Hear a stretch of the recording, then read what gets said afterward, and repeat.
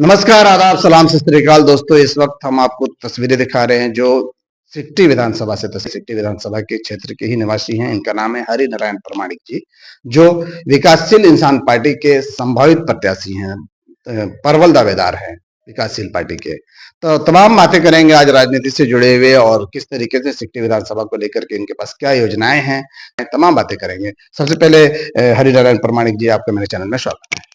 धन्यवाद। सबसे पहले तो आपको धन्यवाद देते हैं कि यहाँ पर आए हैं चैनल लेकर के।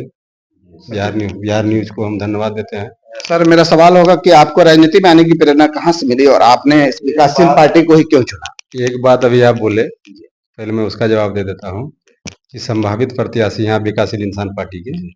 हम विकासशील इंसान पार्टी के संभावित नहीं, घोषित उम्मीदवार हैं जी। पार्टी सर्वसम्मति से जिला में बैठक करके हमको घोषित कर चुके हैं, इसीलिए पार्टी की ओर से हमको कोई दिक्कत नहीं है। केवल सीट शेयरिंग का मामला है। वीआईपी के खाते में सीट आना तय है और प्रत्याशी और एक वाहिद आप ही एक उम्मीदवार हैं विकासशील पार्टी से, तो लग रहा है कि एकदम तय है कहीं ना कहीं आपको लड़ना जी। तो आपने विकासशील पार्टी को ही क्यों चुना, मेरा सवाल? देखिए, हम लोग अति पिछड़ा समाज से आते हैं और राजनीति में पहले से थे। पंचायत चुनाव वहाँ को एक बार जिला परिषद बनाए, हम खुद दूसरे पंचायत में जाके समिति लड़े, जीते, प्रमुख चुनाव लड़े। किसी पार्टी की दलगत राजनीति हम नहीं किए थे। हमको माननीय सर्वमान्य पूर्व मंत्री मुकेश सहनी जी का विचारधारा बहुत अच्छा लगा। वो हम लोगों की हित की बात करते हैं। मुख्य मुद्दा है आरक्षण। आरक्षण का जो बात करते हैं, इसी बात से हम लोग उससे प्रभावित हैं जी। सिट्टी विधानसभा की जनता के बीच आप अपनी पहचान किस रूप में बनाना चाहते हैं? देखिए, एक समाज सेवक के रूप में, जनता का सेवक हम हैं। जब जनता हमको बुलाती है हम जाते हैं। उससे बढ़िया परिचय कुछ नहीं है। जनता का सेवक बनकर हम रहना चाहते हैं। आपके राजनीतिक सफर की अब तक की सबसे बड़ी चुनौती क्या रही है? आप पहले भी पॉलिटिक्स में रहे हैं। कोई चुनौती नहीं है। राजनीति में पहले भी हम रहे हैं। पहली बार में चुनाव जीते समिति का, फिर वहाँ को अच्छे मार्जिन से जिला परिषद बनाए, इसके बाद फिर छोड़ दिए थे। कोई चुनौती नहीं है। जनता जिसके साथ है उसको चुनौती कोई मैंने नहीं रखता जी। जनता का प्यार, जनता सर्वोपरि है। सर्वोपरि है। सिट्टी क्षेत्र की मुख्य समस्याएं आप किन्हें मानते हैं? शिक्षा, स्वास्थ्य या रोजगार, किस तरीके से? देखिए, शिक्षा, स्वास्थ्य, रोजगार तो है ही। सड़क की क्या स्थिति है?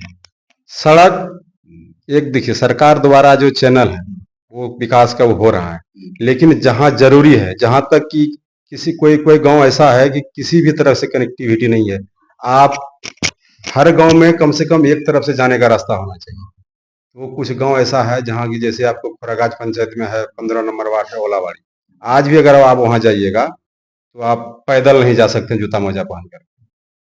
और घोड़ा चौक से आगे एक पुला बन रहा है, उसका टाइम था 1 साल, 5 साल हो गया है। अगर आप लोग हैं इधर पलासी अगर जाते हैं, सिट्टी बिलती बाड़ी रोड में एक पुला है, आए दिन वहाँ दुर्घटना होती रहती है। वो पुला आधा अधूरा बन के पड़ा हुआ है, उसको देखने वाला कोई नहीं है। मतलब है कि नेता को कहाँ विकास रुका हुआ है उससे कोई लेना देना नहीं है। केवल विभाग को जो समझ में आता है होता है, बाकी हाँ वही करता है। अगर आप विधायक बनते हैं तो पहले 1 साल में कौन सी प्राथमिकताएं सिट्टी विधानसभा के लिए होंगी आपके? देखिए, पहला मुद्दा है हम लोग का कि भ्रष्टाचार मुक्त सिट्टी बनाएंगे। जनता जो वोट देती है ना, पैसे दे करके काम कराने के लिए नहीं देती। जनता का जो भी मुद्दा हो, चाहे वो परिमार्जन का मुद्दा हो, मोटेशन का मुद्दा हो, जाति निवासी का मुद्दा हो, चाहे स्वास्थ्य में हो, भ्रष्टाचार मुक्त सिट्टी बनाने का हम काम करेंगे। क्या आपको लगता है इस शासन बाबू की सरकार है लेकिन भ्रष्टाचार और अफसरशाही बाबू की सरकार नहीं है? आज के डेट में ये जंगल राज है। आज प्रशासन के माध्यम से जनता को लूटा जा रहा है। लूटा जा रहा है कि नहीं जा रहा? कोई भी काम बगैर घूस दिए नहीं हो रहा है। मनमानी है, पदाधिकारियों का मन आसमान पर पहुंचा होगा। शराबबंदी को आप किस रूप में देखते हैं? देखिए, शराबबंदी गरीबों के लिए है। गरीब जो मजदूरी करता है, काम करता है, वो सारा दारू पीता है, शराब पीता है, वो पकड़ाता है। जिसके यहाँ होम डिलीवरी होता है वो नहीं पकड़ाता है। आपको नहीं लगता कि सरकारी योजनाएं तो बनाती है लेकिन ग्रामीणों का भी कुछ फर्ज होता है, या स्थानीय प्रशासन जो होता है इस पर लगाम नहीं लगा पा रहा है? कहीं ना कहीं सरकार की गलती सिर्फ सरकार के ऊपर थोप देना ये सही है? देखिए, जनता तो जागरूक करती है, लेकिन प्रशासन का जवाबदेही है। आखिर शराब जो है क्यों मिलता है? या तो नेपाल से आता है या बंगाल से आता है। पुलिस क्या कर रही है? आपने कानून लाया, अभी तक सब जगह शराब मिल रहा है, हर गांव में शराब मिल रहा है, नहीं मिल रहा है क्या? और सूखा नशा का जो चलन बढ़ा है, खासकर बॉर्डर एरिया है, आपके सिट्टी विधानसभा की क्या स्थिति है? जो युवा वर्ग तबाह हो रहे हैं, युवा वर्ग बर्बाद हो गया है शराबबंदी से। सूखा नशा का जो सेवन हो रहा है अभी, वो हद से ज्यादा है। हमको तो लगता छोटे है बच्चे स्माइक पी एकदम रहे हैं। स्मैक पी रहे हैं, सनफिक्स पी रहे हैं। शराबबंदी में कानून लगा हुआ है तो उसके डर से लोग दूसरा तीसरा नशा कर अगर रहे हैं। आप जो सिट्टी विधानसभा के विधायक बनते हैं तो आप क्या कोई हद तक इस पर कंट्रोल किया जा सकता है? आप कैसे कंट्रोल नहीं, हम लोग इसमें बदलाव का प्रस्ताव देंगे। सरकार अगर हमारी बनती है तो हम लोग अपने नेता को प्रस्ताव देंगे कि इसमें इसमें बदलाव की जरूरत है, ना कि इसको बंद करने की जरूरत है। कानून में बदलाव की जरूरत है। चलिए, पलायन और बेरोजगारी सिट्टी की सबसे बड़ी समस्या है, इसे रोकने के लिए आपके पास क्या रणनीति है? देखिए, पलायन तो सबसे बड़ा मुद्दा है, बिहार का मुद्दा पूरे है। बिहार की बात कर रहे हैं। हाँ, लेकिन सिट्टी विधानसभा में देखिए, यहाँ का जो किसान है, इसमें दोनों तो किसान को भी लाभ होगा और पलायन भी रुकेगा। आज एक भी मक्का फैक्ट्री फारबिसगंज में कब से 4 साल 5 साल से 10 साल से हम लोग सुन रहे हैं, चालू नहीं हुआ। अगर एक फैक्ट्री यहाँ लग जाएगा, राइस मिल अगर लग जाता है, यहाँ धान और मक्का का मुख्य खेती है। अगर यहाँ राइस मिल हो जाता है तो जनता का पलायन रुकेगा, रोजगार मिलेगा, अपने घर में रह करके काम करेगा। कृषि प्रधान देश है मेरा, और खेती किसानी को मजबूत करने के लिए आपके पास क्या योजना है, क्या कदम? ये सबसे बड़ा मुद्दा होगा मेरा। कृषि के लिए हम मजबूती से अपने विधानसभा में बात को रखेंगे कि आप रेलवे के लिए जमीन हायर करते हैं, आप एसएसबी कैंप के लिए जमीन हायर करते हैं, एनएच के लिए जमीन हायर करते हैं, तो कृषि सड़क होना अनिवार्य है। अगर किसान को उचित मुआवजा दिया जाए तो निश्चित रूप से किसान हर खेत में ट्रैक्टर जाए और वहाँ के फसल को लाने में आसानी हो।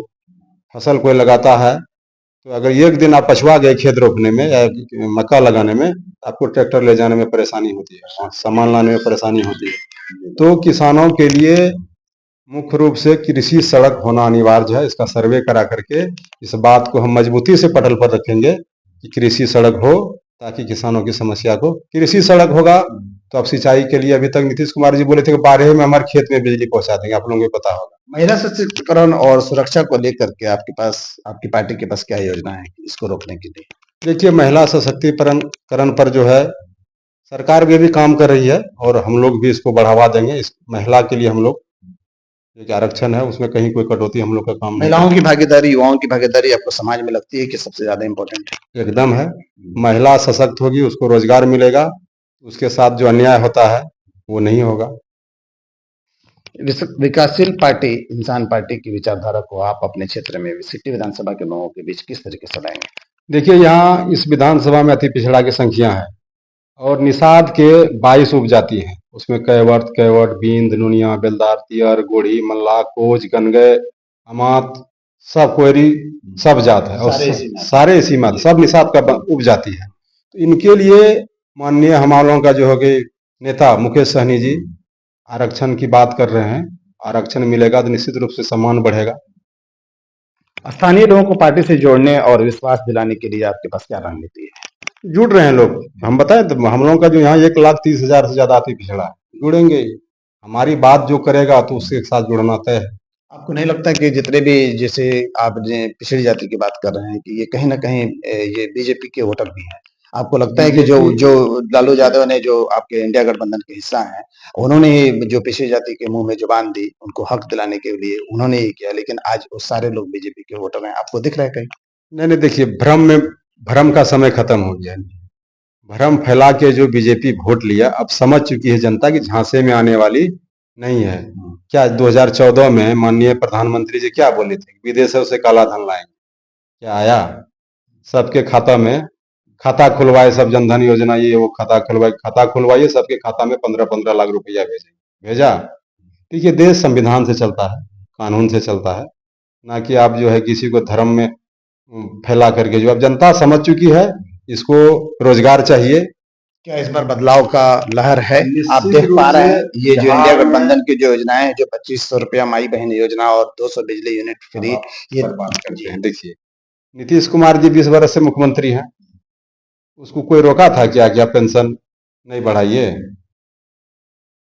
हमारा नेता तेजस्वी जी घोषणा किए कि हम वृद्धा पेंशन जो है महिला पुरुष सबको 1500 रुपया महीना देंगे, तो डर से जाकर के वो 1100 रुपया किए हैं। आप चले कहीं ना कहीं मनी लग रहा है सत्ताधारी जो एनडीए के घबराए हैं, अंदर देखिए। अंदर डर है। निश्चित रूप से घबराई हुई है सरकार, उसको वही अपना नीतीश कुमार बोलने वाले हैं कि बिजली जैसी चीज फ्री नहीं दी जा नहीं, सकती कहाँ है। से दिया? आप बोलते ऐसे थे पहले। विधानसभा में बोले हैं हाँ, कि बोले ये हैं। बिजली नहीं दे कहाँ से सकते। पैसा आया? आप कैसे कर दिए? किस डर से? ये हमारा तेजस्वी जी का जो प्लान है, चुनावी जो घोषणा पत्र है, उसमें है कि हम 200 यूनिट बिजली फ्री करेंगे। डर से वो 125 यूनिट बिजली फ्री किए हैं। डर का माहौल है। डर का माहौल है, वो घबराई हुई है एनडीए सरकार, इसीलिए हमारी योजना को वो कॉपी पेस्ट कर रहे हैं। क्या आप मानते हैं कि वीआईपी पार्टी सिटी की जनता की आवाज मजबूती से विधानसभा में उठा पाएगी? निश्चित रूप से जनता, इस बार जनता एमएलए होगा, नाम होगा हरिनारायण परमाणु। जनता का आवाज को सदन तक पहुंचाने का काम मेरा होगा। हरिनारायण प्रमाणिक पहुंचाएंगे उसकी एकदम मजबूती मजबूती के से किसानों पहुंचाएंगे। की किसानों की किसानों का समस्याओं को। मुद्दा है, बेरोजगारी का मुद्दा है, सबसे मुद्दा बड़ा यहाँ है बाढ़ का। आज बाढ़ का जो पूरा सीमांचल बाढ़ से जूझता है। पूरा सीमांचल बाढ़ से जूझता है। संजोग से कहिए कि इस बार बाढ़ नहीं आया, नहीं तो आपको क्या कहते हैं, सिकटी से पूरब एरिया जो है और उपड़ेल चौक से पश्चिम, ये दोनों साइड सिकटी का जो मेन रोड से डूब जाता है, लोग परेशान हो जाता है। आज तक बाढ़ के लिए कोई कोई लगाम नहीं लगा पाई है। यहाँ के आपकी सिटी विधानसभा से एक आपदा प्रबंधन मंत्री भी है आपदा प्रबंधन मंत्री हैं और 10 साल से। आप जनता से पूछिए कि इस पर कोई काम हुआ है, हम क्यों बताएं? जनता जानती है, जनता समझ चुकी है कि हिंदू मुसलमान के झांसे में इस बार हम लोग नहीं आने वाले हैं। आज आपको जो एसआईआर का काम हुआ, क्या है इसमें? आप नागरिक रहिएगा तभी ना जो है कि आप वोट गिराइएगा। के क्षेत्र की जनता सिटी विधानसभा के खासकर युवा और जितने वोटर्स हैं उनको क्या अपने कैंडिडेट के अंदर देखना चाहिए जिसको वोट करे हो? आप क्या अपील करना चाहेंगे हमारे जनता? देखिए, युवा समझ चुका है, इसको रोजगार चाहिए, पलायन बंद हो और भ्रष्टाचार मुक्त सिटी हो। सबसे बड़ा मुद्दा है सिटी का भ्रष्टाचार। मतलब जनता परेशान है, हम लोग जाते हैं। यानी आप यहाँ की सिटी विधानसभा की जनादेश जनता अगर जनादेश देती है तो आप सबसे पहले भ्रष्टाचार पे नियंत्रण लगाने का काम एकदम करेंगे। देखिए, आप रोड बनाते हैं, पुल बनाते हैं, विकास का काम करते हैं, तो आपको जो वोट देता है वो भी उसमें चलता है, जो नहीं देता वो भी चलता है। तो जनता का सबके लिए होता है। तो जनता का मुख्य मुद्दा है कि जनता का काम बगैर भ्रष्टाचार, बगैर घूस दिए होना चाहिए। आप जनता हमको वोट दिया तो भाई वो पैसे देके काम कराया, तो हमको वोट क्यों दिया? छोटी छोटी चीजें आपको लगता है कि एकदम छोटे छोटी तबके के जो बड़ा मुद्दा निवास हो गया, जाति हो गया, राशन कार्ड हो गया, इसमें भी लोगों को शोषण होता है। हर चीज में परेशान हो रहा है, हर चीज में। कोई ऐसा चीज नहीं है, मतलब पदाधिकारियों का मन इतना आसमान पर पहुंचा हुआ है। इसीलिए हम कहेगा अभी जंगल राज है। पहले चोर डकैत डकैती करता था, आज दिन दहाड़े जो है पदाधिकारी लूटता है। नहीं लूट रहा है क्या? ये थे हमारे साथ सिटी विधानसभा क्षेत्र के विकासशील इंसान पार्टी के हरिनारायण प्रमाणिक जी। आप इनकी बातों से कितना सहमत है आप हमें कमेंट कर सकते हैं, सजेस्ट